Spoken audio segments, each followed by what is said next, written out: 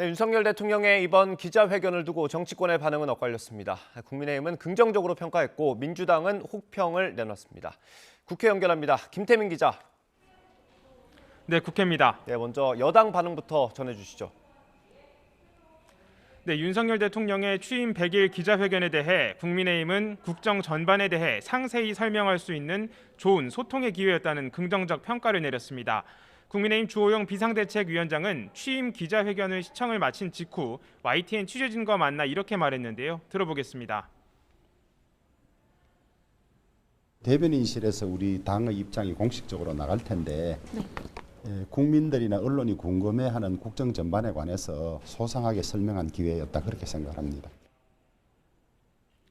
권성동 원내대표는 SNS를 통해 윤석열 정부는 경제와 민생 위기라는 악조건 속에서 출발했다며 무엇보다 100일 동안 정쟁에 가려져 있던 정책 성과를 국민께 잘 설명한 자리였다고 밝혔습니다.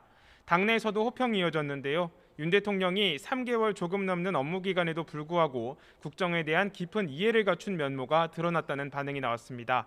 또 말이나 쇼나 하는 대통령이 아니라 일로 보여주는 전공법으로 전임 대통령과 차별화된 모습을 보여줬다는 평가도 있었고, 이 밖에 준비된 원고나 프롬프터 없이 기자들과 질의응답을 주고받은 것 역시 돋보이는 부분이었다는 평가도 있었습니다. 네, 하지만 민주당의 평가는 많이 달랐죠. 네, 민주당은 윤석열 대통령의 취임 100일 기자회견은 내세울 내용도 기대했던 내용도 없었다고 비판했습니다. 이어 빈술에만 요란했고 소문난 잔치에 먹을 것 없다는 말이 딱 들어맞는다고 지적했습니다.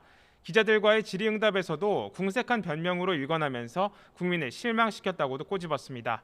앞서 민주당 지도부는 아침 회의에서 윤석열 정부를 향한 날선 비판을 쏟아냈는데요. 취임 100일을 맞은 윤석열 정부의 성적표는 20점에 불과한 참담한 상황이라면서 국민은 모든 국정지표에서 잘못됐다는 심판을 내렸다고 지적했습니다. 또 조금 전에는 용산 대통령 집무실 졸속 이전과 관저공사 수주특혜 의혹, 사적 채용 의혹 등에 대한 국정조사 요구서를 국회에 제출하는 등 공세의 고삐를 바짝 조였습니다.